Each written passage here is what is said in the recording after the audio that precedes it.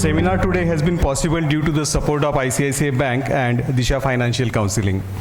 Before we begin, allow me to give a brief background about Moneylife Foundation for those who are attending our program for the first time and some good news for our regulars. I am happy to announce that Moneylife Foundation was among just 20 NGOs empaneled by the Reserve Bank of India's Depositor Education and Awareness Fund. We are an NGO focused on advocacy for appropriate policy making and spreading financial literacy through independent and non-partisan programs. We also run several free helplines on crucial issues such as a legal resource center, a tax helpline, a credit helpline for those in financial distress, and Disha Financial Counseling. Please check our website for more details. Since our launch in February 2010, we have conducted 254 seminars and have a nationwide membership of over 37,000. Do consider donating to Moneylife Foundation to help us continue our efforts. Donations are eligible for ATG tax benefits. Today's program flow is simple. We will have a formal introduction to our speaker before we have the pleasure of hearing him. And after the talk, we'll have plenty of time for an open interaction. May I now request our trustee Sucheta Dalal to introduce Dr. Anupam Saraph. Good afternoon, everybody. It's my privilege to introduce our speaker and Moneylife Foundation's newest trustee, Dr. Anupam Saraph. We are very proud to have someone with this formidable academic and technology background to guide us as we move into a world where technology is changing so rapidly, and all the wonderful benefits that it brings often has serious implications for our savings and our privacy if not handled with caution. We will hear more about that from Dr. Saraph over the next 2 hours. But above all, what we are really proud of is that he is a concerned citizen and an activist who devotes a considerable portion of his time and work to the betterment of society. As a professor of systems, governance and decision sciences, environmental systems and business, he teaches at universities in Europe, Asia and the Americas. He also takes some courses at the moment at Pune University. Dr. Saraph is also actively engaged in civil society and keenly interested in technology, privacy, environment-related issues. He has authored draft legislations for river and natural resource conservation, right to good governance, and has contributed to election and democratic reforms. He has been the Chief Information Officer of Pune City between 2008 and 2011. He was the Advisor Information Technology and E-Government to Mr. Manohar Parrikar's government in Goa between 2002 and 2005. He advises the World Economic Forum through its Global Agenda Council for Complex Systems and the Club of Rome, the Indian National Association, as a founder and life member. He is also a prolific writer on issues of governance, future design, technology, and at the moment he's done a lot of work on Aadhaar, which is available on Moneylife Foundation for all of you who, after listening to this presentation, want to know more. Before we begin this session, I request all of you to please put your mobiles on silent mode, and you know this is a workshop, so over to you, Dr. Saraph. How many of you are carrying a mobile? All of you. Who doesn't have a mobile? But majority of you have a smartphone. How many of you have a internet connectivity on your smartphone? Almost all of you. So how many of you have a broadband connection in addition at home? So almost all of you. So if I had asked this question about a decade ago, I'm sure it would have been very different, right? Firstly, there were no smartphones. I think we were much smarter. So obviously, things have changed. I think even about broadband connections, I think the situation would have been much more different. And 20 years ago, it was certainly very, very different. So I think in the last 20, 25 years, there's been a sea of change as far as digital penetration into India is concerned.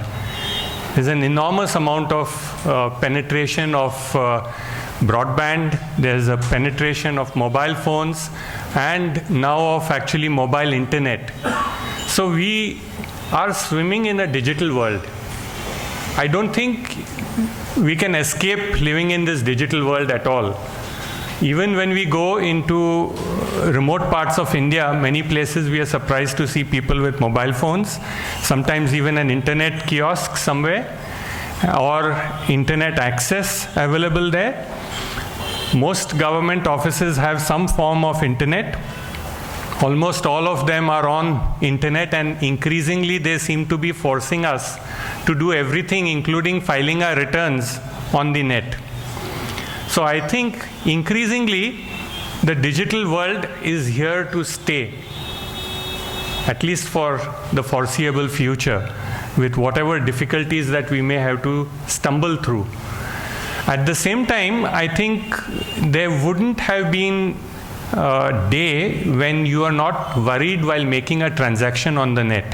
Am I right? Especially if you are making a payment on the net through your credit card, you must have always heaved a sigh of relief when the payment finally went through. Oh, I did it without a glitch, I did it without a disconnection of the net, I did it without the transaction being rejected. I remembered my password, I actually, went through the entire, because every payment system seems to be different. There's different payment gateways which seem to be different. We have to really swim in this digital world. So what we are going to talk about today is actually a very vast area, and I don't profess to be an expert in all of the subject, but I think what I'm going to try and do is, in this first 45 minutes or 1 hour, I'm going to cover some ground, as far as possible, some common ground with all of you, in order to stimulate some discussion in the next hour, where I can actually talk about what you would like to hear. Okay? So I'm going to really raise some questions about what is the scenario of digital world that we are facing around us right now. So here are the 3 things that I'm going to really talk about. The first is, let me share with you something about our digital experience as it goes in India right now. Then I'm going to talk about what does this mean in terms of exposing ourselves to the digital world. Are there any risks involved, and what are those risks? And finally, I will try to relate to you in terms of what are the strategies you can formulate to reduce your risks. Obviously, you want to reduce your risks going forward in terms of whatever exposure you have to the digital world. So let's start with the digital experience.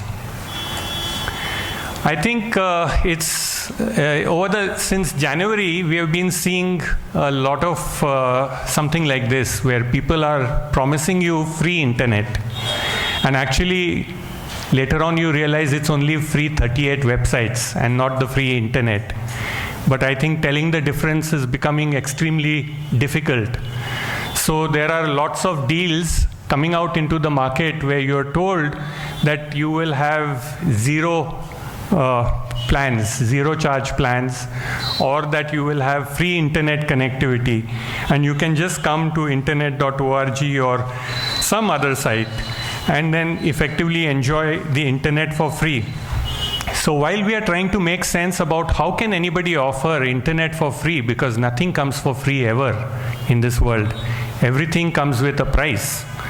So while we are struggling with that, our broadband at home quite often shows you something ridiculous like this, speeds of 3.5 kbps, which means when broadband is defined by the government, by the TRAI, as minimum of 512 kbps, we are still abysmally behind in terms of providing even basic broadband speeds. We are having abysmal speeds when it comes to home internet at many locations across the country. So this is a very common problem. So and on the other hand, we hear about free internet. Then you try to look for and scout for other private internet service providers, and then suddenly there are providers who have all kinds of complicated agreements which you have to sign up. And when you try to sign up these complicated agreements, most of us skip reading all of this kind of stuff. How many of you read the privacy agreements or terms of use or legalese that comes with any of the things you sign up for on the net?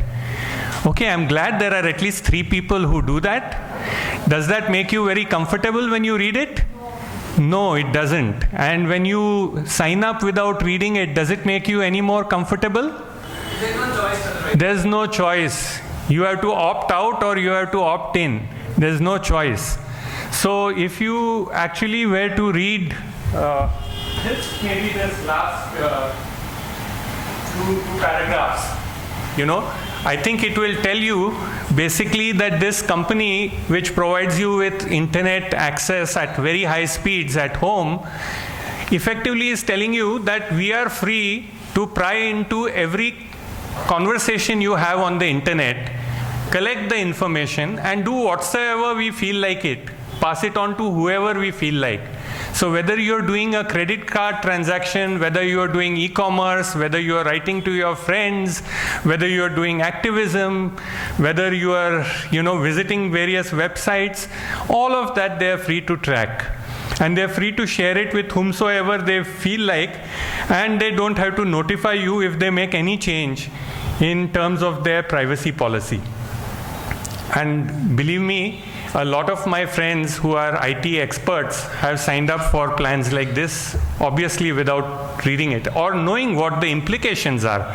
It seems all very benign and simple till something actually hits you back when you realize that, oh, I did sign up, but I didn't think this will happen. I didn't think it will happen to me. That's the typical way in which we look up. I don't have a choice. I need internet. So if I am not getting high speed on my existing broadband, let me go to a private player. Doesn't matter what their terms are. So this is a very typical scenario most of us encounter all over India. Another very peculiar thing that happens is many websites often send you on to redirects. Scary. So I don't know how many of you have experienced that you went to a website and it says you are being redirected. So you don't know who is redirecting you, whether it's the original website or something else, somebody else who has taken control and who is actually redirecting you to some other third-party website. What is really happening? So when you go through these countless of websites and sign up for all kinds of e-commerce or interactions, you have these agreements, as I told you earlier.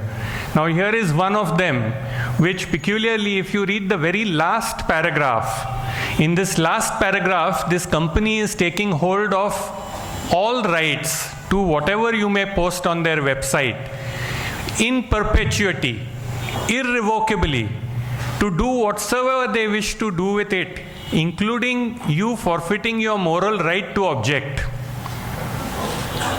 And believe me, people are signing up. Yeah, it seems that, it's convenient because, whatever they are offering you for the moment seems to be fantastic and maybe worth the while, and if others have signed up, why can't I? If others are signing up, then I should be okay, or if I am in problem, they will be in problem too. But when you are in problem, the others are not going to come to really save you out of it. Mobile software. I think there is tons of stuff we download, whether it is on Androids or iOS or Windows 8 or what have you on your mobile phones. You have tons of software which you download. Most of it, especially on the Android platform, tends to ask you to give control to the app to look at your contacts, look at your call usage, to look at your location, to look at your videos and photographs, and endless number of things. Obviously, this is an intrusion in your, needless intrusion into your privacy. On a need-to-know basis for the app to perform, they probably need only 1/5 or 1/10 or 1/100th of whatever they are asking for. But they want to just take control of it once you download the app. There's an increasing trend in some e-commerce platforms to actually take control of your, to switch over to an app-based interaction, and they're removing the websites. And the very reason is that when you are on an app, you can actually take control of the entire mobile phone and all the information that exists on the mobile phone far more easily than when you are on a website. And so obviously there is a commercial value in there that they see in taking control of all of these assets of yours that sit on your mobile phone. So this is yet another typical scenario that we find. Less likely that we notice that actually even when we go out to vote, we are interacting with a digital India. Because your vote is captured on an electronic voting machine. And when you cast your vote on the electronic voting machine, I don't know how many of you have paused to think about whether your vote was registered for the candidate you voted for and got counted for the candidate you voted for. Ultimately, just as your computer can be hacked and just as your phone can be hacked, this electronic voting machine can also be hacked and has been hacked many, many times. Okay, there is no such thing as a secure electronic device. Similarly, we go to supermarkets and you have these point of sales counters, which, so even in a practically every upcoming trading shop or market, you have these devices for billing and or at least for a credit card transaction or a debit card transaction. I don't know how many of you have seen the difference or know the difference between using your debit card at such places and credit card. It's always safer to use your credit card because there is a 30-day period in which you can dispute the payment.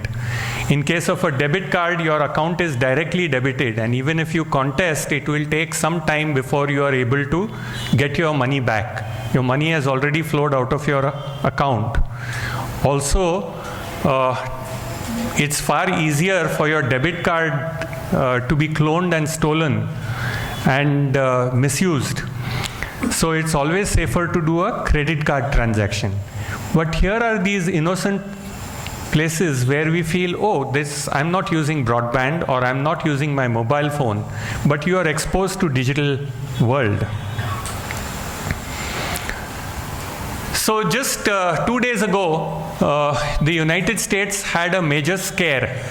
Right from Los Angeles to Boston, every airport, the customs terminals went down and there were massive delays because the security system, which is supposed to identify terrorists who are on who may be traveling, actually was brought down. So here are some tweets which people who were at airports posted, and news magazine CNBC actually posted right when this happened. So this is a scary outcome of the fact that we live in a digital world. The scary thing is that it was not just one location which was brought down, but airports across the entire country were brought down for a significant amount of time to cause several hours of delay for passengers for obvious reasons. And presumably it took a while to switch over to whatever backup mechanisms that may have existed in order to counter these sites from being brought down. More close at home, again reported just 2 days ago, was the fact that some Russian teenager actually developed some software to hack your ATM machines. So what they do is they take the ATM machine into maintenance mode, and when it's taken into maintenance mode, it just spews out all the cash. So somebody sitting remotely actually works with operatives which are located in India who have surveillance on ATM machines. They go to particular ATM machines and put in their USB drive by opening the back of the ATM, load their software and take control of the ATM machine, spew out the cash and then disappear. So just reported 2-3 days back. Another major scam reported just 2-3 days back was about the ONGC actually losing some 197 crores because an email originated from ONGC to a Saudi Arabian firm which owed them this money, to tell them to deposit this money into a bank account which was located somewhere in Thailand. So the Saudi company made this payment into Thailand, and they were surprised a few days ago when they received an email from ONGC saying that we haven't received the money and why haven't you paid it? And they said that, well, we did pay it to the account that you asked us to. So obviously, either an insider job or the ONGC email was hacked. And of course, there have been zillions of bank accounts which have been opened using people's Aadhaar cards when they were not even aware that they had asked for an account to be opened, or they are not even aware that an account has been opened in their name. So these kind of issues we are exposed close at home. If you look at this in contrast, you will see that Julian Assange, who by the way is having some shoulder injury, I guess you all heard of Julian Assange, right? All of you know of Julian Assange, the founder of WikiLeaks. So he is currently in a political asylum at the Ecuadorian embassy in London and suffering shoulder injury. So they wanted to get him out into hospital, and the UK police said we will arrest him the minute he leaves the Ecuadorian embassy. However, if you look at WikiLeaks, what has it been doing? It's been exposing the state secrets. And if exposing state secrets is a crime, we don't take the exposure of secrets of you and me, private individuals, private citizens, as seriously as the exposure of state secrets, which were actually secrets 5 years, 10 years, or 15 years ago. So these are old stories that actually were public talk, which are now being exposed by WikiLeaks 5 years, 10 years on. They're mostly not current stories. But still, governments tend to take that far more seriously than the exposure of individuals like you and me to cyber theft or cybercrime. You must have also heard of Edward Snowden, who was the whistleblower in case of the American PRISM program, which actually was a mass surveillance program whereby many corporates actually participated in terms of having surveillance on individuals like you and me for whatever activities that we are doing, whether it's tracking our emails, tracking our locations, and so forth, as if all of us are criminals or terrorists. So when he exposed that, they exposed the PRISM program, the state actually declared him as an offender, and Snowden is currently in Russia under political asylum for the time being. So there is some kind of a peculiar stand or a hypocritical stand that seems to be there, that when it comes to the making public of state secrets, there is a UN cry. When it's actually the public interest which is affected, when the state secret is known, you actually get to know how public interest was compromised. There seems to be a UN cry. And on the other hand, when individuals are harmed by their secrets being exposed, we don't seem to have the same UN cry and need for protection. In fact, our Attorney General goes on to say that Indians don't have the right to privacy. He goes on to say that privacy is not a fundamental right.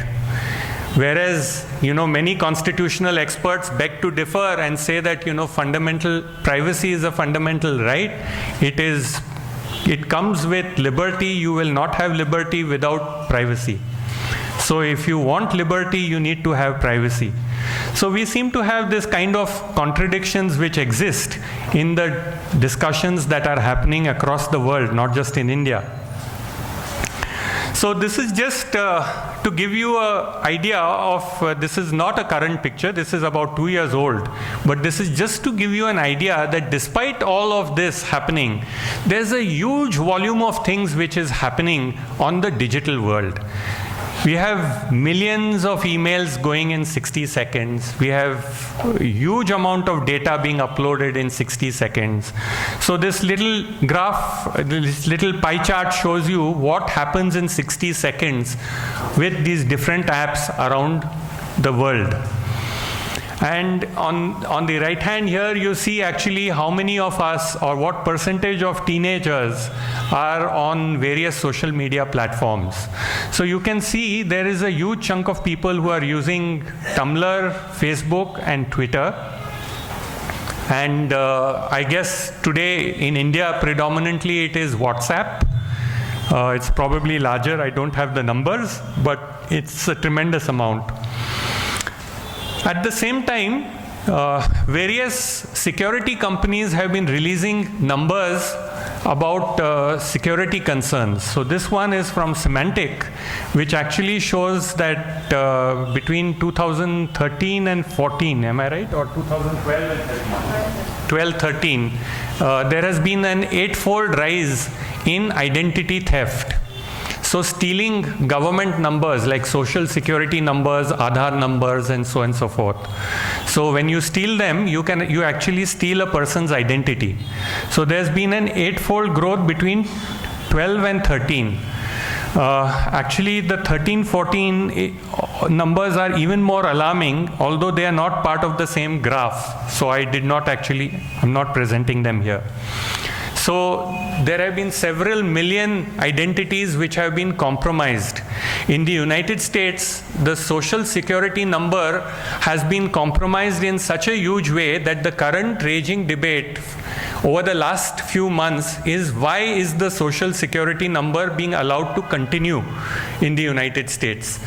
Because the government has had to pay out something to the tune of 23 billion US dollars in terms of fraudulent claims from the IRS because of identity theft, because the social security number is very easy to steal and use. And in fact, they found that a huge number of dead people social security numbers are also being used. I think something to the tune of 8 or 10% people who report their tax returns using social security numbers are above the age of 108. So the government is not able to do anything about it. So they need to actually rethink the social security number. One of the things that I forgot to put in my slides, but I can tell you about, is in 2007, finally, after a huge number of deliberations of security people, the government, United States government, issued out a notification that the use of social security numbers has to be reduced, and it should not be linked to, it should be delinked from more and more things, and its use should be strongly discouraged. So this was a security advisory issued out in 2007 by the United States government. So if you go to the White House website, which lists out all their notifications, you will very easily find this notification. If you look at the kind of threats that mobiles have faced, you can see on the right-hand side, the most common one is to track the user. And the second one is to send information from your mobile phone to whoever is actually taking control of your mobile phone through their apps. So there is a huge amount of increasing crime on smartphones. And in the light of all of this, we are talking of the brave new India, which is going to be digital India. So obviously, all of us going forward are going to have to be far more vigilant and far more conscious about what we are entering into and what we are going to be using and how we are going to be using it. So that brings me to the second part of my talk, where let's look at, what does all of this really expose us to? So what is our exposure and what is the risk that we face as a consequence of this exposure? So the first thing is that, normally when we interact as person to person, life is much simpler. Although, we haven't really mastered how to deal with 1 square meter around ourselves, and we often make mistakes when talking to each other. Still, I think it's much more easy to gauge whether you can trust people, and to what secrets you will share with them, what secrets you will not share with them, how you will deal with transactions. You have a gut feel. You use a lot more than just your brain and your heart. You have a sixth sense. So it's far easier. Today's world, in a digital world, we are dealing technology to technology. And in technology to technology, you don't get to see the people. You don't know who's at the other end. Way back in the 1940s, or was it earlier? Well, anyway, whatever date it was, Alan Turing created a test called as the Turing test. And the Turing test was basically that he put a computer and he said that you interact with the computer and you have to guess whether whoever is interacting with you from the other end is a person or is a computer. And if it passes to actually cheat you into believing it's a human being and it's not a computer, then it's an intelligent computer. So that was called as the Turing test. Today, I think practically every interaction, we are doing technology to technology. We really need to devise a test whether there have been intelligent beings sitting at the other end. Because quite often we discover that it is doing exactly the opposite of what we want the software to do. So if you drill down this technology to technology interaction, what really happens is that it's like a shell. Technology is a shell or a mask, which masks what processes we are interacting about. So suppose you're going to file income tax returns online. That technology, that software actually masks from you what is the process that you are going to go through in order to file those returns. It also masks from you what is the purpose of the process. You don't know why you are going through the process. You often don't even pause to think about it because you are so involved to come to grasps with the technology or with the interface that you are dealing with. And therefore, you never think about the person who sat down and actually had some purpose in mind for which they devised that process, which is being implemented through that technology. So you can see somebody who's sitting at the other end and designed that program which we are using had something in mind. We never pause to think about what was that. And is that exactly why I want to use that program, or am I using that program because it's available? Most of the time, when we start using a program on our computers or on our mobile phones, we use it because, our friend is using it, somebody in our family is using it, or it's available for a free download. It has already had, several thousand or 1 million downloads. So let me also download and see. It seems to be the latest cool thing to have. And we don't know what is the process which sits inside, what was the purpose for which it was made, and who is the person sitting there. Have they applied their minds to the various issues that they need to apply their minds to? As a consequence, establishing trust in that program or in that technology becomes immensely important. After all, whatever you do in life, if there is no trust, you can't go forward, right? Trust is the basis for any relationship. Whatever relationships we create in life, if you destroy trust, the relationship is destroyed. So everything rests on trust. And in a digital world, it is extremely important to create that trust in a human way. Firstly, if you want to establish trust, you want to know what confidentiality can be maintained here. Will it actually ensure privacy? Will there be restricted access? If the privacy is not going to be maintained, how can you trust? How can you trust how that information will be used or misused? Second is, if the information is going to be transformed or twisted, or be out of context, or be distorted, or become dishonest, then obviously it will lack integrity. Then how will there be trust? Then how are you going to prove that this information that is exchanged is genuine? To be able to prove that it is genuine is extremely important if you want to authenticate and establish trust. And finally, the parties who exchange the information have to be able to say that, I did carry out the transaction, and not be able to deny it. So if we share some conversation, then both of us have to be able to actually not be able to deny that we exchanged that conversation. Then it is non-reputable. So it's extremely important that there should be no deniability. Otherwise, if one party can say, no, this never happened, then you can't establish trust. If we had a conversation, we had a conversation. That's the basis of trust. So the key struggle for technologists is to actually ensure that they can establish trust in whatever technology they put out there. So if somehow all of these things fail, there is sometimes what we call as cybercrime. Now, interestingly, the IT Act in India doesn't define cybercrime.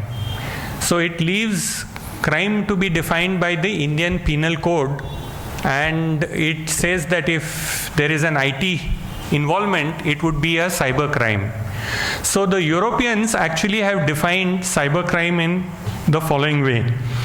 So the first thing is traditional crimes, such as fraud and forgery and what have you, committed on a digital medium would fall as cybercrime.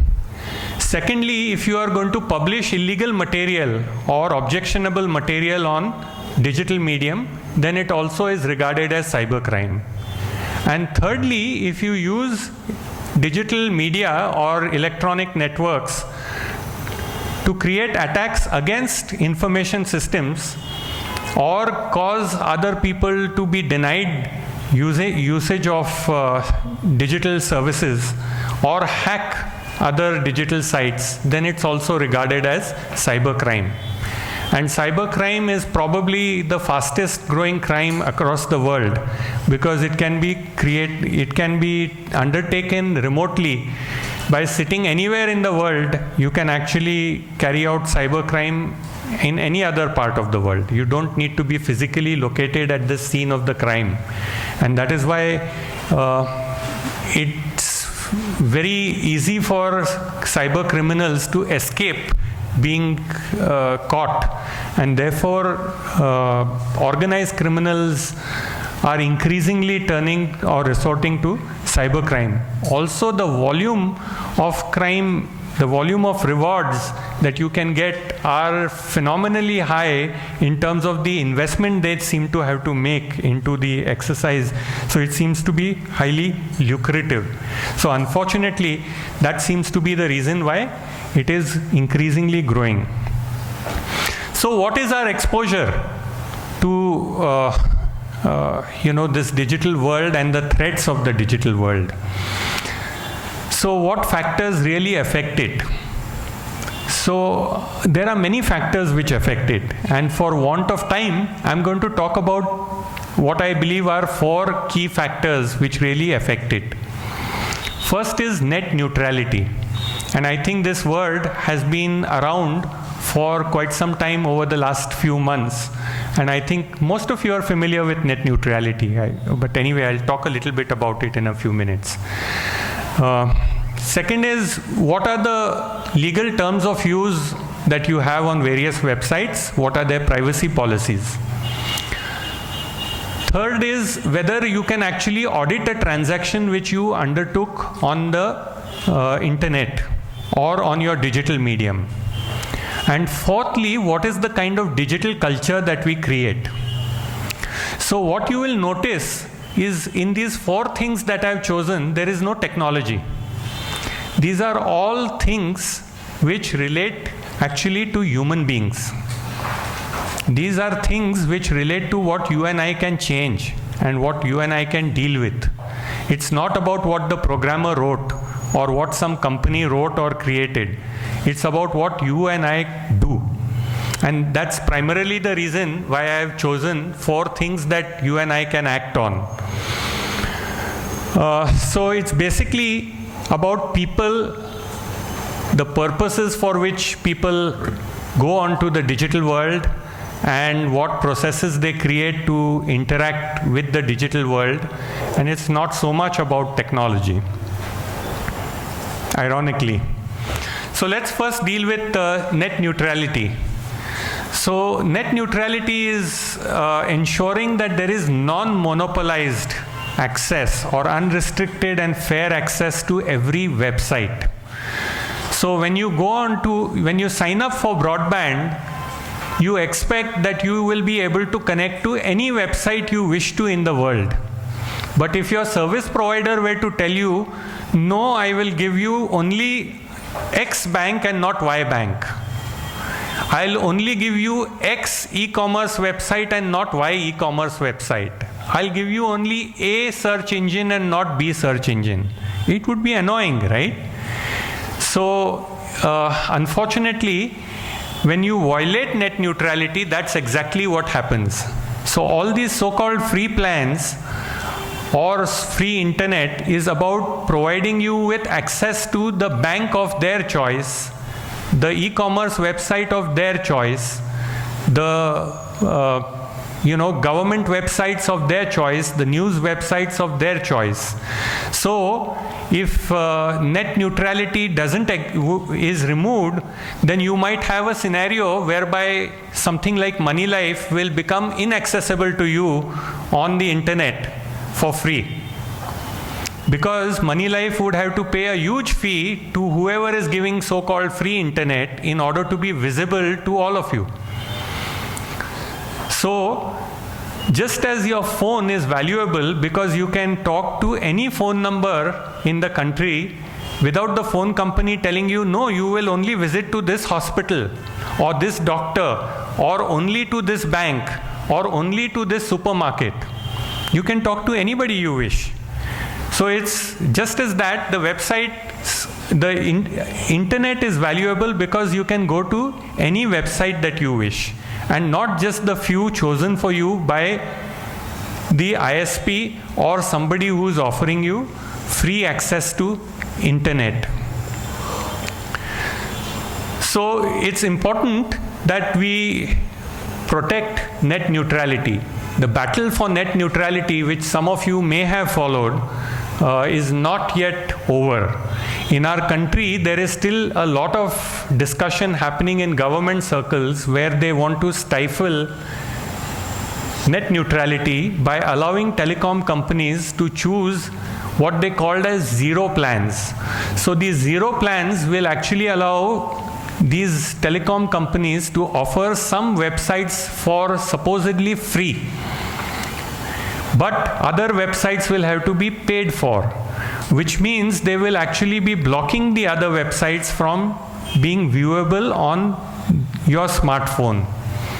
And if you want to access them, then actually that company which wants to give you access, so for example your bank has not paid the telecom company, then you will not have access to your bank's website on that telecom provider. So how many telecom providers is your bank going to pay to? They'll probably pay to only one. They can't afford to pay to all the telecom providers. And so therefore, obviously, you're going to have a scenario whereby you can't access your bank on your smartphone unless you take a plan from more than one telecom provider. And that's going to start hurting you very badly very soon unless we ensure that net neutrality is maintained. The second obvious thing is about privacy policy. Most privacy policies don't offer you the right to opt out.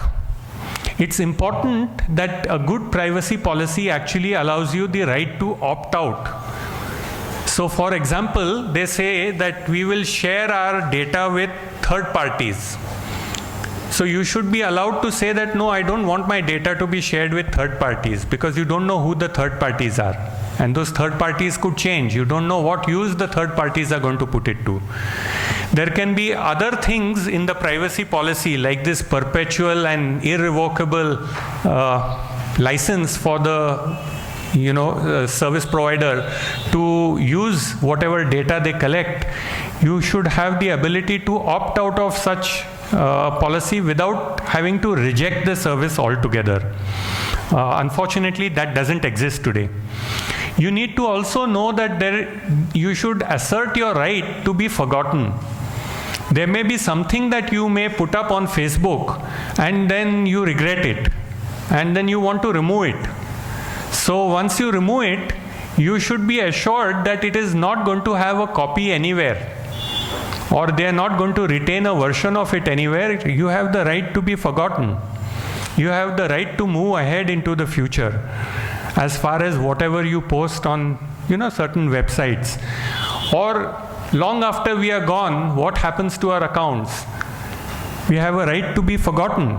If we don't want all that social media stuff that we posted up to pass to somebody else after we pass away. We may want it to be completely deleted from existence on the web. So is there something provided for that in the privacy policy? Currently, most of them don't provide for the right to be forgotten, but it is something that needs to be talked about a lot. Then what are the safeguards and policies to protect you from unauthorized access? There is often a lot of unauthorized access that different people have to the service providers from whom you are sourcing various services. So how do you actually, how do these service providers protect you from such unauthorized access? Audit-Ability. So how does if you are using a bank online transaction platform, are you able to track the transaction and find out where your money went? And are you able to reverse the transaction if it is found to be fraudulent? If there is no way to trace the transaction and reverse the money back if it was made fraudulently, then there is no auditability. So while there are certain payment systems which allow this kind of auditability, like NEFT or RTGS, there are other payment systems like ABPS, Aadhaar-based payment systems, which do not have this auditability. You cannot actually trace back and reverse the transaction. The ability to ensure that transacting parties cannot deny the transaction is equally important. So how do you ensure that you will be able to identify where the funds came from and where they went to? So if somebody deposits money into your account and you can't trace where it came from, and somebody accuses you of having taken a bribe or laundered money or simply been involved in some illegal activities, how can you deny? You can only deny if the transaction had an audit trail. So therefore you need to ensure that whatever apps, whatever services you use in the digital world are auditable. You need to verify that they are auditable. You need to think about whether they are auditable. Or you need to ask if this is auditable, so that you know what kind of exposure you are actually having. Finally, digital culture. I think there is a lot of trolls on the net. And I think the less said about it, the better. We are losing basic etiquette on digital media. And what it is doing to people's lives is incredible. So I think what kind of digital culture we build is going to decide, what kind of beings we are going to be. Because today, we are more often connected through WhatsApp and Facebook and Twitter than we are face to face. So if we are going to learn to be rude, abrupt, and we are going to learn to actually lack the basic etiquettes, then obviously that's going to reflect in our real life. The indifference is going to also creep in, and maybe we are going to be less private and less secure. So what are our risks as a consequence? I think when we are exposed to all of these, the biggest nightmare we often have is that what if my access to my email fails? What if my access to my bank account fails? What if my access to my software programs which I have bought fails? And they just stop working for whatever reason, or the account I created on whatever social media doesn't work anymore. So access failure is a big nightmare. Another nightmare is if all the data that you have put out there gets corrupted and you can't really read it back. Interestingly, this very presentation, when I mailed it to Sucheta yesterday, a minute after I mailed it, I couldn't access it anymore because it said you now need to upgrade to the newer version in order to access a presentation which I just prepared a few minutes before. So, nightmare, has my data got corrupted? Fortunately, that was not the case, but I was able to recover it. And then, of course, theft, which is also a nightmare. Your data can be stolen, your identity can be stolen. So, what is the risk? You have the risk of your entire data getting obsolete because the platform is no longer supported. You don't have the new version. You haven't upgraded. You can't upgrade for whatever reason. So you may also lose the rights that you have because somebody else bought over the company which was providing the software, and the new terms of use or new terms of license just revoked all the rights that you had to the digital world that you so easily depended on. Worst nightmare is when you lose your identity. So if you were suddenly to lose your very identity, your social security number, your PAN number, your Aadhaar number, your election card, and somebody else were to impersonate you and take over whatever you were doing, or even worse, your Gmail or Yahoo or whatever MSN account. So I think many of you must have got these emails where your friends' email IDs were hacked and their identities were stolen, and emails were sent, oh, I'm stranded somewhere in London and I need money desperately from you. Can you just send so much and I will repay you when I come back? Okay, so it's a very typical scenario where when an identity is stolen, anything can happen, any transaction can happen. I know many people who have actually succumbed to this, paid the money and discovered that their friend was actually sleeping very soundly at home and nothing had happened. So only if they had cared to call up home and cross-check, they wouldn't have been in this trouble. Then, of course, loss of the digital asset is also a very serious issue.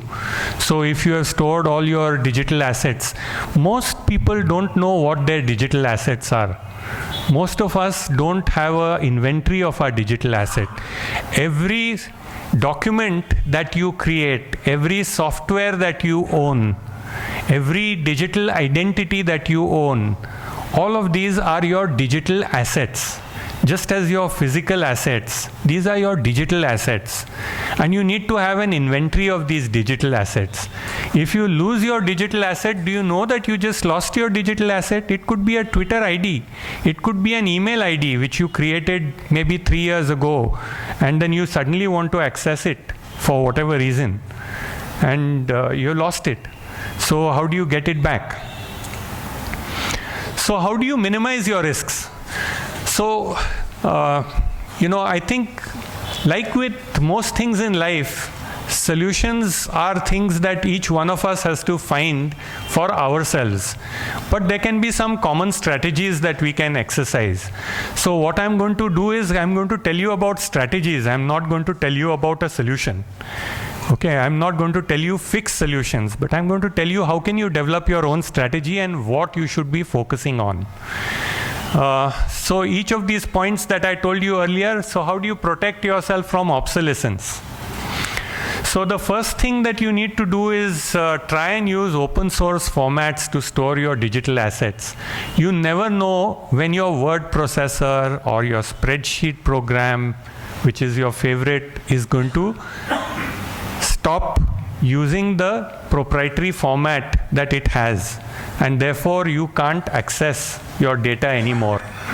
So those of you who have been in the digital world from, I don't know, 70s or 80s or even 90s will have noticed that most of us are probably in our 4th or 5th word processing program, and we can no longer access the word processor files which we created in the 70s, 80s and 90s because those programs are no longer around. Anybody heard of WordStar, WordPerfect, early versions of Microsoft Word? No longer readable. You know, you can't access the brilliant writings that you may have had way back in 70s, 80s, 90s simply because those formats are no longer readable. Spreadsheets, you know, 1, 2, 3, VisiCalc. I don't know how many of you have grown up on that or heard those, Quattro Pro, Lotus, whole range of stuff which is just disappeared. So if you had files in those, most of them can't be read anymore. You may also have seen that many of us felt very content to back up onto various kinds of media like zip media. So there were these little disks which were available, blue or black disks, and there was a special drive, you inserted them, they were supposed to compact your data, and you could back up your entire hard drive. In those days, things used to come in megabytes, so there used to be 20 megabyte hard disks and what have you. Most of that backup today is inaccessible because those zip drives are no longer available, and the operating systems which used to run those backup programs or restore programs no longer run on your computers. So therefore, even if you have the drive and even if you have the media, you can't access it without trying to find an XP or an AT of the gone old days, loading all of that and then trying to restore it. So you have to go to some specialist in order to try and recover that data. So what you need to do is every time you upgrade yourself to move from, you know, now from even those CD-ROMs to DVDs, and from DVDs to pen drives, and from pen drives to, you know, keeping stuff in the cloud, you need to have multiple backups in the contemporary way of storing it for all your data so that you can access it, or ensure that your old computers are not thrown away. You know, it's not digital junk. It's not waste. It's basically what's going to help you to recover. So just as you do Saraswati Puja, every year there should be a day you open up, you know, your old device, make sure it's still working. Look at your old archives and see what of that you need to access and what of that you can transport to more contemporary backup devices and have it accessible. Avoid digital platforms that evolve fast. I'm scared of things like Android, which, you know, practically every day it says new update being installed. First of all, it blocks up your bandwidth, you know, precious bandwidth, and download megabytes, gigabytes, whatever you are, depending on your plans. And second of all, you don't know what changed. They don't tell you what actually changed. Suddenly it's doing something different. It's supposed to be better or worse, we don't know. When they evolve, they're actually making you obsolete because something that you had may not work. So it's not a good idea to use digital platforms that evolve very fast. In the old days, there used to be Moore's law. So they used to say 18 months, things were going to change. I think we somehow seem to be changing stuff even faster now. especially in the software world. So the next thing about obsolescence is avoid using technology for the sake of technology. So if there are still things that you can do manually, do prefer to pick up the phone and talk to somebody or go and have coffee with somebody rather than actually say I'll WhatsApp it or I'll email it. I'm not saying don't use digital media. I think it's part of life. It's important to use it. It has its benefits, but you have to strike a good balance that protects you from becoming obsolete. Protection from unfair practices. There are unfair practices which are rampant in the digital world. Opt out from unfair practices wherever you can. It's sometimes very painful to opt out, but I think better opt out than regret later. Also ensure that the digital platforms that you choose have privacy. If they don't, you may be worrying 5 years hence, and it may be too late to worry about it. And believe me, increasingly, people are going to be litigating about digital issues because your privacy got compromised, and you may not be directly involved in whatever is the consequence of it, but you will be dragged into it simply because your privacy, your information from your mobile phone or your computer was stolen by somebody and misused. Avoid digital platforms which have unfair terms of use. I just gave you some examples like irrevocable in perpetuity rights and all that. These are unfair terms of use, so avoid such digital platforms. Wherever you find deficiency of service or unfair trade practice, for example, an ISP which lacks net neutrality, do actually file consumer complaints. So Section 2G and 2R of the Consumer Protection Act, deficiency of service and unfair trade practice are two classic ones which you can use, and you can go to ncdrc.nic.in to find out more details about how to file a complaint with the consumer forum on any of these issues.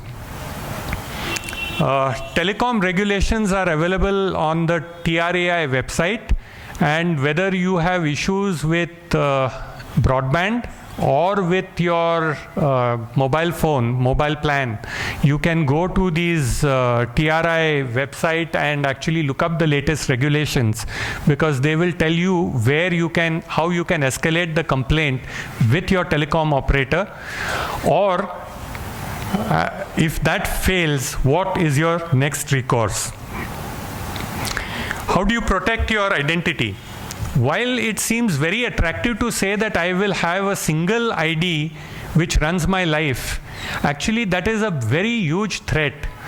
Couple of years back, a student of mine pointed out that if you actually have a single ID, he said, I can hack into your single ID and steal your entire life.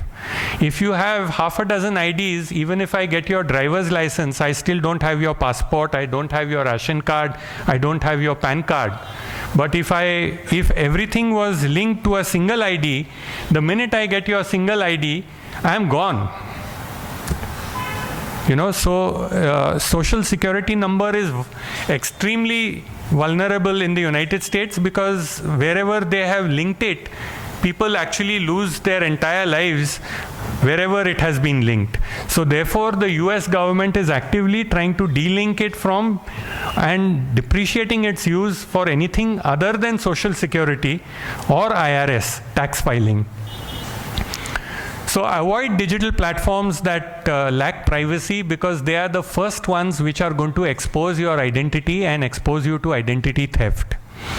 Identity theft is hugely on the rise, and believe me, India is going to face identity theft issues in a huge way in the next 2 to 5 years. You will not know when and how your identity got stolen, and fighting out to prove it was not you is going to be a nightmare. So this is, I think, a very huge area for India to be very cautious about. there are many digital platforms which offer you free use of software or which offer you even paid use of software, which seem very attractive, but if there is no helpline or actually a desk, human desk, which you can go to, it can be quite a nightmare to get out of trouble when you get into trouble with that particular platform. I recently had the experience of actually losing an ID of one of my digital assets, and the only recourse I had was to call up a call center. So I called up the Indian call center, and the net outcome was they said, oh, this ID doesn't exist, so we can't help you. So then I had the idea that let me try the human help which I get from an American call center.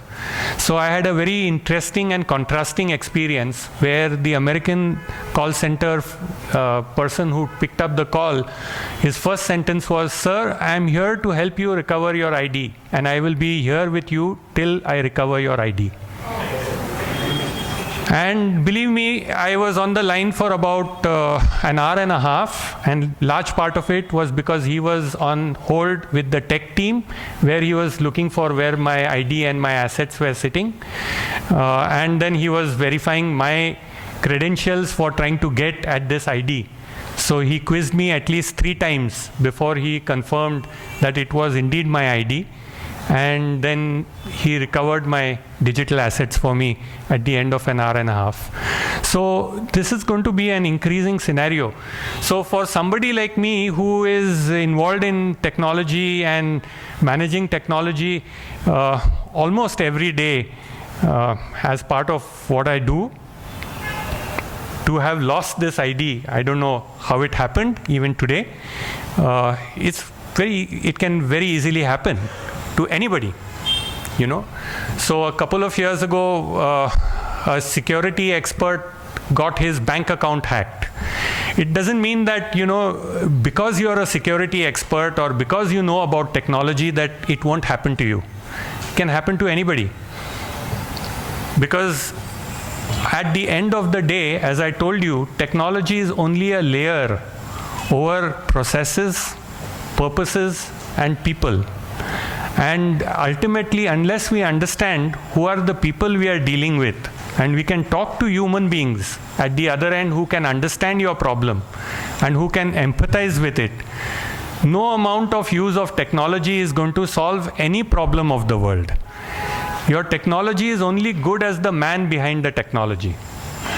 If the man behind the technology doesn't understand what is your problem that he or she is setting out to solve, it's not going to get solved. Most cybercrime happens because people exploit this very gap between whoever creates that technology and whatever is the intent of the person who created that technology. So another thing that, I don't know, how many of you use two-step authentication? Couple of you. How many of you have not heard of two-step authentication? Many of you have not heard of two-step authentication. So I think what you should do, how many of you are on Gmail or Yahoo? So you should go to your Gmail or Yahoo and look up two-step authentication. So two-step authentication is basically, instead of just using your password, there is yet another way to quiz you, either on your mobile phone or through an app which you download on your phone, on your device, which will generate a number uniquely on that device, so that you can access your email accounts or whatever software that uses two-step authentication only from that device and not from anywhere else. So it's a little inconvenient because you can't go onto your friend's computer and access your accounts, but it's safe. I think many a times we go to a friend's place or a cyber cafe and use it to look up our mails or access our digital assets, and then we forget to log out. And you know, everything gets exposed out there. If you have two-step authentication, then you won't be able to access these accounts from anywhere other than your device, which you have enabled with this two-step authentication. So I think that's what you need to do to protect your identity. So, protecting your digital assets, I think it's a good idea to sit down and list out what are your digital assets. Make a list of all your email accounts, make a list of all your social media accounts, their passwords, how to access them, all the questions that you may be asked. Keep it safely somewhere where it's not going to be stolen away. What are the documents that you have created? Which are the important documents which you need to keep, and why you need to keep them perhaps? Make a list of all the software that you own. You need to have, not even the government of India has a list of its digital assets. It's something where you need to start. So you need to also be able to identify certain things, like for example, you have scanned a certificate, maybe your degree certificate. You need to know it's genuine. You need to be able to identify it's genuine, or it's your property paper. You need to be able to identify that it's genuine. It could be your share certificates. Now, of course, there's DMAT, but if you have, let's say, an FD and you have kept your FD copies scanned away, you need to know where they are kept. And you need to know that they are there. So you need to have a list of your digital assets. You need to do a periodic assessment of how exposed you are with each of these digital assets. So you might actually group them into those which are safe. You can create your own categories and actually decide how you want to say which ones are safe, which ones are in the category of being risked, or which ones you need to protect extra, and where are you going to back them up, how are you going to back them up. If you create a will, which ones are you going to mention there and not mention there, who will they pass on to. I think these are issues that you may want to deal with. Avoid digital platforms that evolve fast again, because they are a short way to lose your digital assets.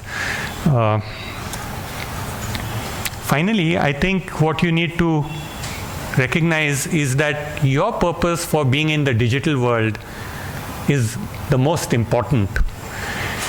You want to interact with people.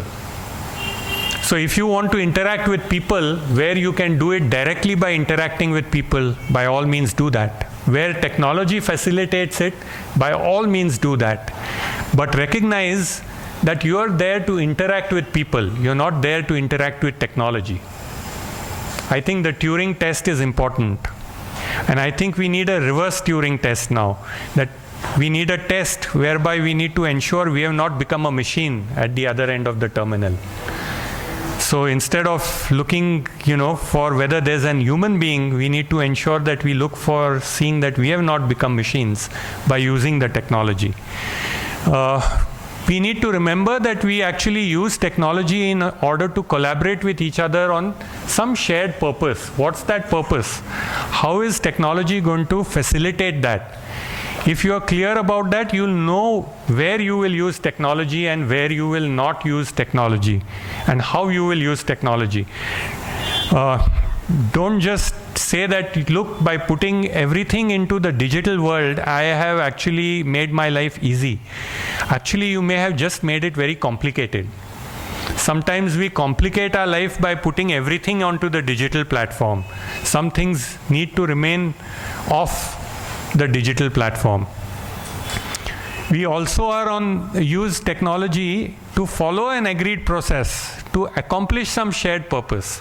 So for example, if we agree that we have to pay taxes, then there is a procedure that we follow to pay taxes, and we expect that whether we file on the net or off the net manually, the process should not actually penalize you for filing manually. There should be a way to also file manually. It's not necessary that everybody should file digitally, or if you do file digitally, that it's going to be equally easy for all. It's not filing digitally that's important. It's actually accomplishing the shared purpose that we are all going to file. That's important, and file in time.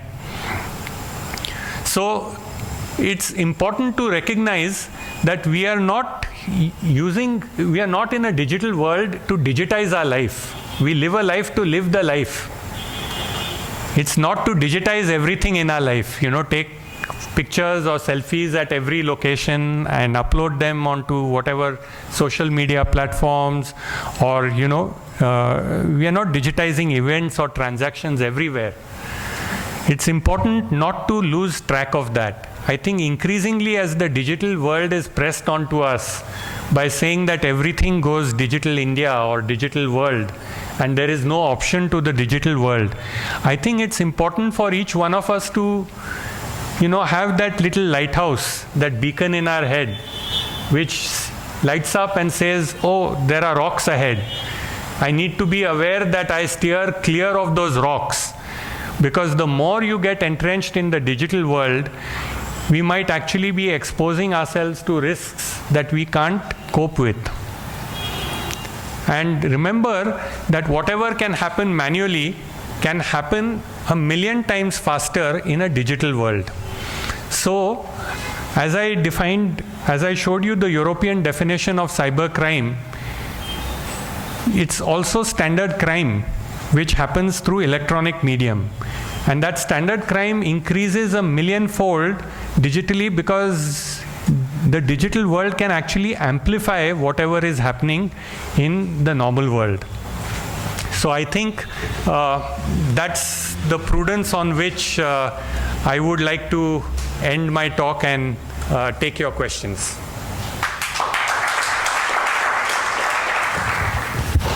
We do two things. One, we check the click on the padlock and say your connection is secure. And second, we see HTTPS. Is this enough to feel secure? Unfortunately not. Unfortunately, there are algorithms by which the FBI have been able to see through HTTPS protocols also. And there was a paper published by American cybersecurity experts just last month, which actually explains how the FBI are able to do it. So it is not going to be, they say that if you have enough computing resources, you can actually crack through the HTTPS protocol and be able to see through such transactions what is passing through. So it will not be long before organized criminals may also start using such algorithms in order to break through HTTPS protocols. I think probably over the next 3 to 5 years, people will be evolving the next stage of transmitting data. But it's a known fact that FBI already has technology to intercept HTTPS. I have a question, all of us, I particularly, I'm scared of leaving my digital footprint, okay? And it's practically impossible to erase it, even though there are options like saying that we want to clear the history, etc., etc. But from a judicial perspective, can my digital footprint be used against me if it gets into a legal wrangle? Absolutely. Absolutely. So cyber crimes are investigated based on looking for the footprints left by cyber criminals. So the first thing that in a cyber crime that the police, the investigators or investigation agencies will do is they will actually seal all your digital assets, your hardware. They will look at all the logs. They will seal your router, look at the logs. They will look at the logs by the ISP. So there is a whole trail that you leave both on your site as well as off your site. So you might be able to get rid of some of the trails on your machine, but you might not be able to get rid of the trail that you leave off your machine, all along the way to the other website. So there are tools which are used by ethical hackers which help to try and restrict your digital exposure. So for example, there are browsers using TOR or called TOR. So if you look up the web for TOR, I don't know if you're familiar with Tor. So you can actually download a Tor browser and that anonymizes your IP address, it anonymizes your location, and many people actually use that in order to mask where they are browsing from, or to browse sites which are inaccessible from your location because your system administrator has blocked those sites. You also have tools like Ghostery, which you can download for your browser, which will actually protect you from advertisements and other sites which actually try and take up your privacy. Ghostery also has browsers for your digital, for your smartphones, so that you can actually browse through them in at least somewhat an anonymous way. So there are many tools available, but you need to talk to people who are ethical hackers, who will actually, and technologists who can guide you in terms of how you can minimize the footprint you leave behind, which is sometimes an advantage to leave that footprint behind, sometimes it's not. It depends on, how it is going to be used. But you have no say in how it will be used, so it's always safe, better to be safe. Yeah, so the digital locker is actually an unnecessary requirement. And the reason is as follows, that if the certificates you keep in the digital locker are actually issued by various government departments, then the government departments actually hold your certificate with them. So why should you be the one who uploads those certificates into a locker, which then gets certified and then you distribute them? Instead, the government should be able to query your birth record with the registry of birth. It should be able to query your marriage record with the registry of marriage. It should be able to query your driver's license with the RTO. So why is it that you have to upload these documents into a digital locker? It's basically asking you to do something what you were doing manually, digitally. It's no better than that. Why is it necessary at all? Everywhere we are asked to give the user ID and the password. And there are so many places you need to give it: bank account, email account. Is it safer to have different or uniform one? Because you keep them uniform so you don't forget. Well, it's always safe to have different ones, because if your one password and one user ID gets hacked, then your entire digital identity will get hacked. So it's not a good policy to have a single password, single user ID. You should have different ones. What it is good to do is develop some algorithm in your head about how you would have your passwords or your, I'm sure everybody is very ingenious at devising some algorithm scheme whereby you don't have to remember the actual password, but remember how you generated it.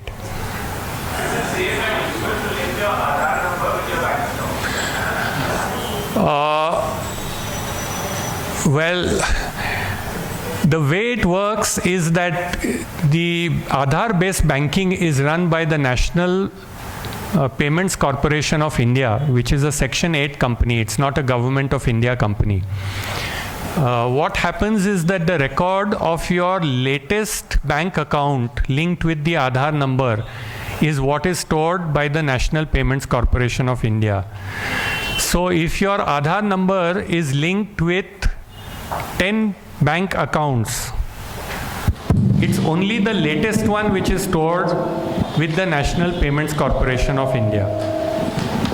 So now, if you link your 10 bank accounts with your Aadhaar number, and a hacker happens to get your Aadhaar number and links it with an 11th one, which he can create because of eKYC, which has been made possible, then your bank account is hacked. And there is no way, there is no traceability. So if money is siphoned, money meant for you, which came through the Aadhaar-based payment system, comes into that bank account, you will not even know of it. So Aadhaar-based banking is one of the most unsafe technology inventions of the digital age. If you see, over the years, our banking system has evolved NEFT and RTGS. NEFT and RTGS do transactions or money transfers from bank account to bank account. When these transactions happen from bank account to bank account, you have to mention the receiver's bank account number and the IFSC code. In Aadhaar-based banking, what you do is you provide the Aadhaar number, not the bank account number, and an IIN number, which is a bank branch number given by the National Payments Corporation of India. So this is completely non-standard banking. And this has neither been verified or audited, nor does it actually have an audit trail. So linking your Aadhaar to a bank account, do it at your own risk. And actually, even the fact that you have an Aadhaar, if that Aadhaar number is hacked, it's possible that somebody else can create a bank account linked to that Aadhaar number without your knowledge. Because there is no mechanism or system which allows you to query which are the bank accounts linked to this Aadhaar number and where. Sir, good evening. This is Mahesh, but thanks for a good session. Sir, taking back just a week back or 10 days back, European Union struck down a major sort of judgment where they have told European Union's members' data privacy for Google's and Facebook's of the world will not be shared under what they call Common Information Data Program. And if that judgment is coming out, that would be the first fundamental state-level victory for local, like we are very novices. I mean, even a common man would say, Sujeta ma'am had done one article on e-commerce platform, lopsided, one-sided contracts. Okay, so in spite of knowing that simple opt-out motions are options are not there, can't our government start certain initiative with on the basis of EU where our data for our people should be protected within our country first? Could that line of seeding of thought for reducing cyber frauds or cyber abuse help on Indians? That was one strategic sort of rule which states should follow. Security still forms a state subject, not individuals. Well, you're right.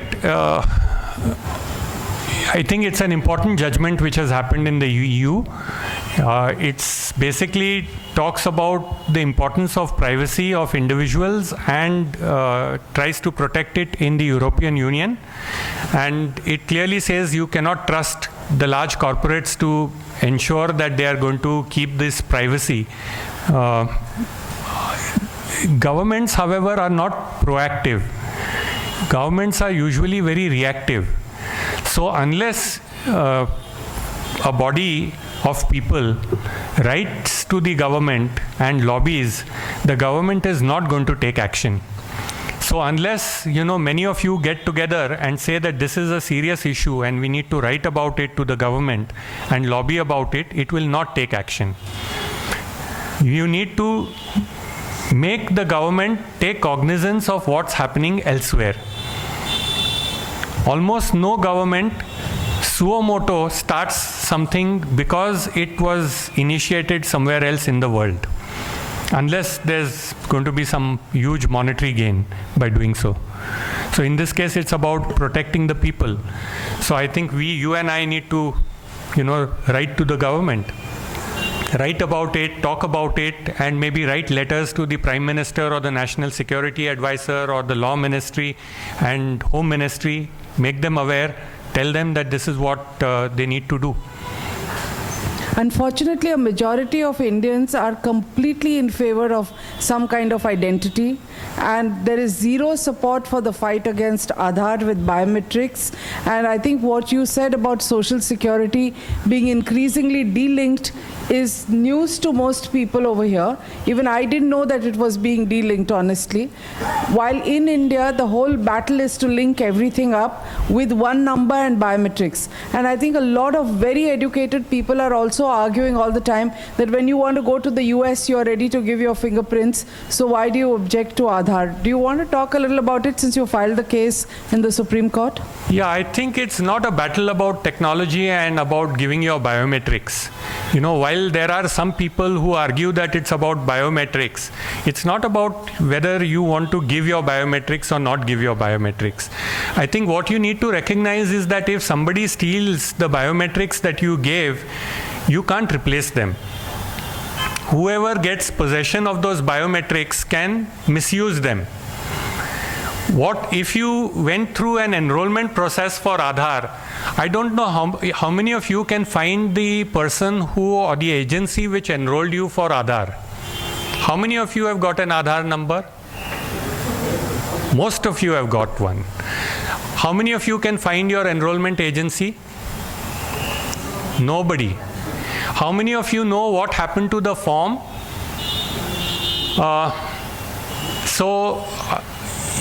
You know, the UIDAI has not archived those forms. Most of those forms have probably gone into raddi shops or been stolen away or been misused. The data on those computers which was collected could have been used by anybody. The agreement that the enrollment agencies had with UIDAI gave them your Aadhaar number when it was allotted. So they not only had your data, but they also had your Aadhaar number. Many agents of politicians or bureaucrats were involved in Aadhaar enrollment. The obvious advantage is that once you have this demographic and biometric data, you can use it in order to fill up forms, starting with the election forms. So, forms to modify your election entry, to move you from one constituency to another, or to create a duplicate record of you wherever, a fake record. It's interesting that since the Election Commission of India created a search website for names, since election is one area where I've been working since 2009, I thought, let me go and check can I search my name in this particular search program. And when I searched for my name, to my astonishment, I found at least 4 entries with my name. Actually, it was not just my name. It was Anupam Saraph Sharma. Now, there can't be an Anupam Saraph Sharma in Bihar or Uttar Pradesh. So, somebody must have got hold of some ID document or address document of mine, or worse, an agency which is given the task of creating the election list actually picks up names and has an algorithm to create new lists. Now, this agency is something that many of us have been trying to get handle on for some time. It sits somewhere in Bhopal, and it is contracted with collecting all the nationwide data and doing something to it to generate election lists. They also, by the way, deal with Aadhaar enrollment, same agency. So, you can see the reason for pressing for Aadhaar is, one is you can actually move around people in constituencies. Most of the enrollment process happens by political parties giving such heaps of forms filled up with supporting documents to the block level officer, and without verification they are just entered, depending on which political office it came from of the day. So I don't know how many of you have gone and sat in a election office during an enrollment period. So I have done that couple of times. I have done a lot of RTIs with them, with some success and lot of failure. What we discovered that when we gave our individual forms, they would not take them, But at the same time, if people from political parties gave these forms, they were just collected. So now with an Aadhaar database sitting with me, I can actually play around with who is in my constituency, who is going to be sitting there. So actually hats off to the election commissioner who, after the Supreme Court order of 11th of August, he ordered that Aadhaar will be delinked from the election process. So really kudos to this man for recognizing what is happening to the election list. A lot of people who are not citizens of the country, because Aadhaar is a resident card, not a citizen card, were also being given the right to vote. So that's one thing, which changed. So it's important, I think, in terms of what you ask. I think we should not just be concerned because elections will change. We should also be concerned because financial transactions will change. It's not about biometrics. This database, this entire data has never been verified or audited. Nobody has verified or audited it. And UIDAI and the Ministry of Finance have on RTI admitted that there has been no contract for verification and audit of this database. Second is that there is no official who certifies that it is a proof of identity or a proof of address. This also they have admitted on RTI. So something where no official certifies that this is proof of your identity or proof of your address, to accept it as such is mind-boggling. Because while you may have your valid Aadhaar card, for every valid Aadhaar card there can be 10 fake Aadhaar cards. And therefore there can be 10 fake individuals who can be created, who can siphon off your subsidy or do money laundering or receive bribes. And there is no way we will know, because this has not been verified or audited by anybody. The CAG should have verified or audited, or the UIDAI should have verified and audited. So it is shocking that this continues to be used as an ID. In fact, the former deputy chairman of the Planning Commission, Montek Singh Ahluwalia, had said that this is not an ID card. Throw it away. Just tattoo the number somewhere. Just use the number. It's only a number. So, as he correctly said, it's only a number because the UIDAI only assigns a number to the data which was given to them by third parties, which they never verified, which they never audited. Now, if I am an enrollment agency and I am being paid 50 rupees or 100 rupees per entry that I submit, what's going to be my strategy? Give maximum number of entries. So there has to be somebody who verifies and audits what I have submitted. Nobody has done it. So it's extremely important that, it's also a national security threat, because now if I am a rogue agency and an anti-national agency, I can actually create 1,000 or 5,000 or a lakh of people who can come on a fake identity into India and do terrorist attacks. So it's a very serious national security issue which is being overlooked by making it seem as if, it's an issue of either privacy or biometrics alone. It's not an issue just of privacy and biometrics. It's a national security issue. There is no way you can prevent a rogue enrollment agency from being allowed to come in and infiltrate into the country in this way. So I think we need to wake up about Aadhaar. I would urge that, as many of you, if you can actually collect together people and write to the government to say that you want your Aadhaar entry deleted, because that is the only way it is going to work. Unless people stand up and recognize that this is something that we have to surrender, it's not going to really work. We have enough IDs in this country. You all have a PAN card? Yes. You all have a passport or a driver's license? You all have a ration card? Interestingly, the UIDAI's own RTI query says that 99.7 7% of the people who were issued an Aadhaar number already had two documents, a proof of identity and a proof of address. So this is not about inclusion of those who are excluded. It's 0.03% of people who did not have an ID, which is about some 2 lakh people. So in a country of 1.2 billion, if you are going to jeopardize the national security of the country for 2 whatever lakh people, I think it's, shocking. This PDS system that is going to be given, I just heard that some Andhras, this thing, they could not get their ration card. Even in my case also, once I given that Aadhaar card, 2 times subsidy, I don't know where it has gone. They said that it has not been, we could not do the process and this and that. I don't know, the third one, then I will come to know. But that means I lost it. Where it has gone, I do not know. Whether it has gone or not, that also I don't know. So I do not know why we are catching this year like this. I don't understand why we can't do it. Why can't I do it in a state manner?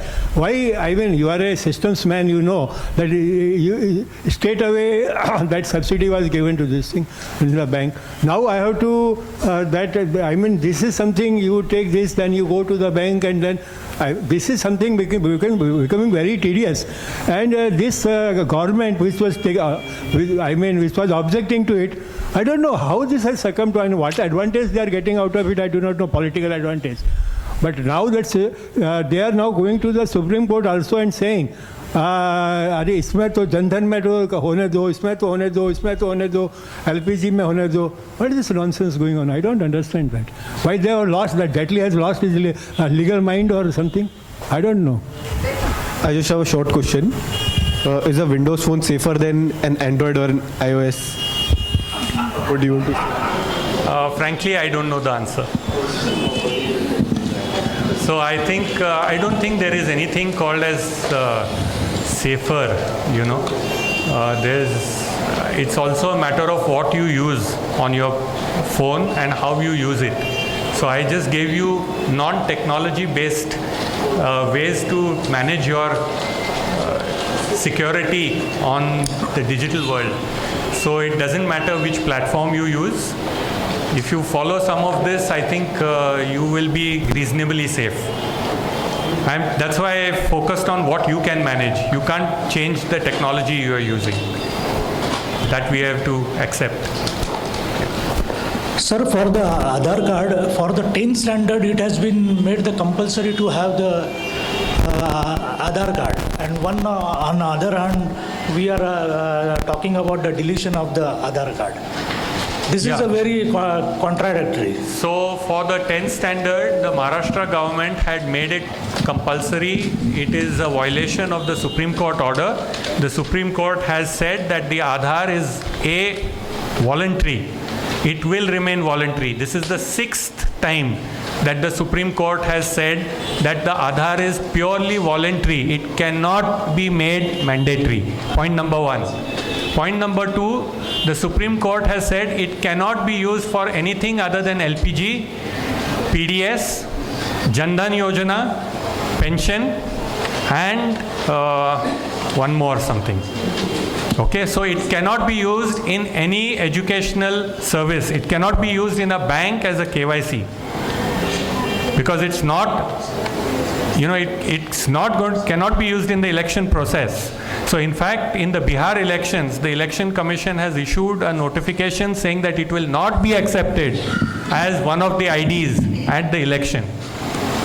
So it cannot be used anymore. And if it is being used, I think it is important for you to highlight that on social media and even write to the court. You write to the registrar of the court, attention of the constitutional bench, saying with a document of whatever happened in a school. So if a school issues a notice, then send that document to the Supreme Court registrar for the attention of the court. In which case there will be action. There will have to be contempt filed against whoever does it. So Pune-based Nagrik Chetna Manch has a contempt case against the Cabinet Secretary of Maharashtra for exactly making this compulsory in schools and for scholarships for educational purposes. So the first thing that the Nagrik Chetna Manch had done was it wrote to the governor saying that this is an illegal thing and it is against the orders of the Honorable Supreme Court, enclosed copies of the orders. Nothing was done, and therefore a contempt of court case was filed. So it's still pending in the Supreme Court. I think unless enough people say that contempt has happened and actually bring it to the attention of the people, things will not change. Also, you may notice that the mainstream media has been ignoring these violations. I think it's important for there to be a pressure on the mainstream media to start talking about the Aadhaar violations. They have to talk about why it is a national security threat. If it doesn't happen, if there is ignorance, we need to educate them.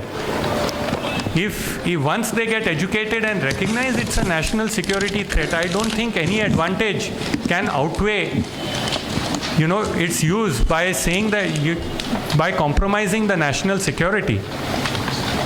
So please do highlight violations. Could you come back on how to approach, how to go about for contempt of court? Because for e-filing of income tax return also Aadhaar is compulsory.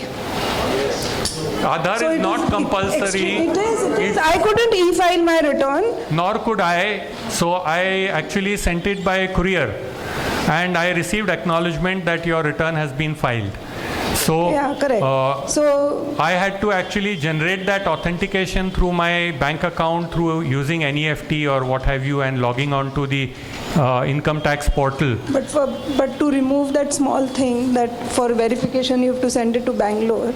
So Yeah. how to go about writing to the court? So Can you that come is back not on that? exactly a contempt. It's definitely, it's arm twisting people in order to use Aadhaar. Because Mr. Nilekani is very positive about Aadhaar and he wants to take it forward by telling people that you install iris camera on your phone, then you don't need authentication anywhere because once your biometric is there, then you get to know all the details. Well, the interesting thing is that it's a myth to believe that by giving your biometric, there will be only one record pulled out. And the UIDAI itself has admitted this because they have formed a biometric research center. This research center will find out how to make biometrics work under Indian conditions so that unique identities will be pulled out, which means they cannot be pulled out right now. So you need to do research to be able to pull out one record for every biometric. Second point here is that if you lose your Aadhaar number and you don't have a mobile associated with it and you go for a duplicate one, they will actually take your biometric and get several records. Then they will actually ask you demographic questions till they narrow down to about 5 or 6 records. And then they will issue out your Aadhaar number. So which means if it was just a unique record for each person, all you needed to do is go there and put your thumbprint and get your new Aadhaar number. That cannot happen by their own process. So it's a false belief that Aadhaar number generates a unique identity. There is no unique identity. The claim itself is false. Biometrics also keep changing. Yogesh is absolutely right. Biometrics, I used to use an iPhone 5S for some time, and it had a biometric scanner. I registered my biometric, and in about 3 months, it wouldn't recognize. It wouldn't recognize because, my fingers had molted. So this is something which is a natural phenomena. And I noticed that every few weeks I had to keep on re-registering my fingers. So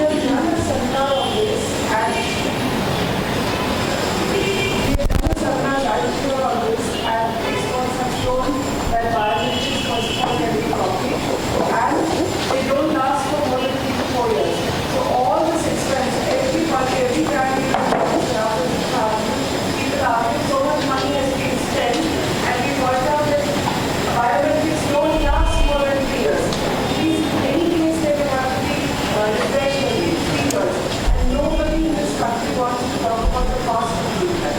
Well, the cost, writing off this money is a very small cost to say protecting our national security. We have had scams which are lakhs of crores. So I think this is a huge scam, because the money which is going to be siphoned off is going to be in lakhs of crores. The LPG subsidy alone is 47,000 crores. I think you must have read the government recently said it had saved 14,000 or 12,000 crores by doing a DBT, and then it was discovered it was not saved. There's only 143 crores which supposedly is saved, but many people like you and me who may not have opted out but have not got a subsidy because we have not linked our bank account or our Aadhaar number do not get the subsidy. So it's not paid. So there is no accounting of where that money has gone. There are many times KYC forms asked by bank, even if I want to get a new FD, every time same bank asks for same KYC again and again. Now, for that KYC, I have to give them either PAN card or Aadhaar card or passport. Now, I don't know what is happening with that record. What is bank accountable for that? If somebody misuses that, I really do not know. Okay. Yeah, well, it's very likely that your forms are being misused. In Pune, a few months ago, there was a scam whereby they discovered that these agents who register your vehicles for you and take your identity and address documents were actually registering fake vehicles in your name. And therefore, when some vehicles were caught, they discovered that these vehicles were registered in the name of a person who actually didn't own them. So you have all kinds of possibilities happening where all kinds of documents are handed out in good faith. One of the reasons why self-certification is a better way than actually having a gazetted officer stamp your documents is because that self-certification only you can do. So if a fraud like this is committed, it can be tracked that it was not you who actually handed over the document. So insisting on a self-certification sign on your document submitted is a better idea than asking a third party to certify that document. With this, we bring the session to an end. Thank you so much, Dr. Saraph.